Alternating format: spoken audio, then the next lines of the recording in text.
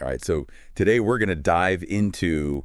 Brand new. Yeah. And I think that we both agree that this is a band that goes Absolutely. way deeper than just like a nostalgia trip. For sure. Or like, oh, I went through an emo phase Yeah. and I liked Brand New. Yeah, no, this is Right. this is a band that has transcended their initial genre for sure. I mean, they came up in that early 2000s emo pop punk kind of wave. Totally. They were always a little bit more... They were always too smart for the room. Yeah. You know? Always kind of pushing the boundaries a little bit. Yeah. And just when you think you have them pegged, they hit you with a song that is just so... Absolutely. So raw and like emotionally honest. And musically interesting too. Like, oh, totally. They never really rested on like one particular sound. Yeah. They were always experimenting, which is cool. So before we get ahead of ourselves, let's rewind all the way back to Long Island, all right, where it all began. What was going on in those early days? Well, so you've got this band called the Rookie Lot.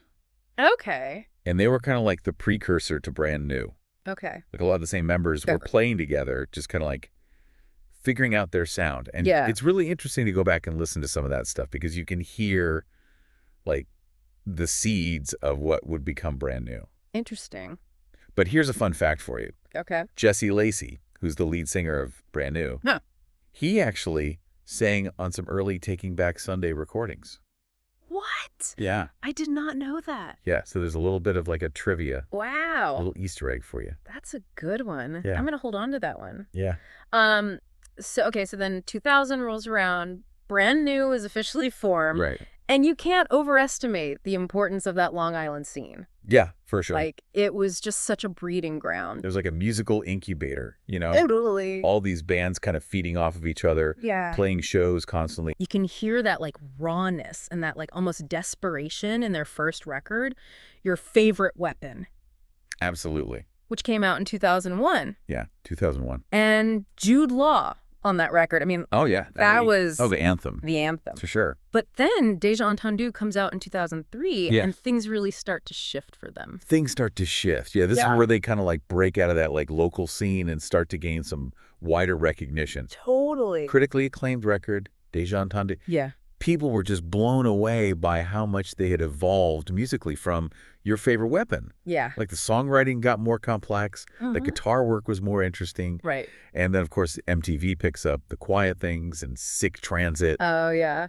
And that just kind of like catapults them into this whole other stratosphere. Yeah, they're playing with Blink 182. Exactly. Dashboard Confessional. Yeah, huge tours. Yeah. Big festivals. Crazy. For me, though, The Devil and God Are Raging Inside Me, which came out in 2006. That was like the culmination of everything. I mean, that's a masterpiece. It's a masterpiece. And they just dove headfirst into these like really complex themes on that record. Oh, yeah. Musically and lyrically. Musically, lyrically, everything. They just went for it. And it's so interesting how like they weren't afraid to like pull in influences from like literature and stuff. Oh, yeah, for sure. Like Sowing Season, that song was inspired by a Stephen King book. Yes.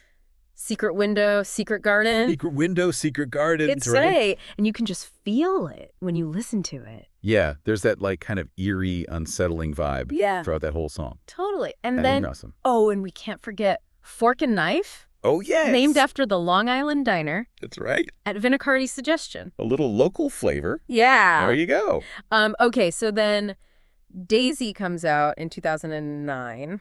And this album always felt like a very deliberate left turn. Yeah, for sure. Like they almost were going for a different audience. It's got a very European feel to it. Yes. Like musically and lyrically. Absolutely. And this is where things get kind of frustrating for me. Oh, yeah. Because there's this whole saga with the unreleased material. Oh, yeah. So they reworked a bunch of songs for what was supposed to be a re-release of Sowing Season, Interscope, which was their label at the time, only ended up putting out this like bare bones version of it. Right. But the rumors are that Brand New had this whole other vision. Yeah, much grander vision for it. Yeah. Yeah. And on top of that, there's the G-List video. Oh, yeah. Which was directed by Mo Aima, who's very talented. Very talented music video director. Music video director, yeah. And the label completely... Yeah, they shelved it. Shelved it. Yeah, we're like, no. But you can still find it online. Oh, yeah. The internet's a wonderful place. Yeah. But it's a shame because that video, even in its unfinished state,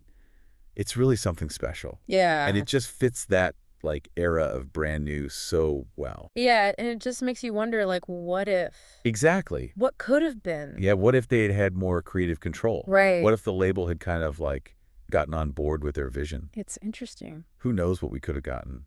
Speaking of iconic imagery, though. Okay. We got to talk about this Sick Transit video. Oh, yeah. For years. This is a good one. Everyone thought that that was Jeff Rickley. Yeah. From Thursday. From Thursday in the video. It's not. It's actually Justin Beck from Glassjaw. From Glassjaw. Another great band. Another great band. From that same era, Long Island representing. How did I not know? I don't know. This is like. Maybe you just had it in your head. I think I did. That it was Jeff Rickley. And it just like. And it just kind of stuck. It stuck and no one corrected me. Well, there you go. Thank you. I feel like. No, you know. The truth is out there. I have been corrected. Yeah. But it is interesting, though, this whole thing with brand new and their label just makes you think about the dynamics of the music industry. Absolutely. Like, how much do these labels really try to, like, shove artists into a box? It's tough because, you know, labels, they have their own interests. Sure. They're trying to sell records. They're trying to make money. Yeah. And sometimes that means kind of like trying to fit a band into a certain mold. Yeah. But then you have artists like Brand New who are so fiercely independent. Yeah. And they have such a strong vision for their music. It's hard. And it's like, where's that line? Yeah. You know? It's a tough one. How much do you compromise? Yeah. To kind of like play the game? Yeah. How much do you hold on to that? And how much do you say, you know what? This is my art. This is what I want to do. Yeah. Take it or leave it. Exactly. And it just makes you wonder what could have been. Absolutely. If some of those things had gone differently. It's a fascinating case study, for sure. It really is. Yeah. Well, on that note, I think we should probably wrap things up. But, yeah. That was a good one. That was great. Yeah. I always love talking about brand new. Me too.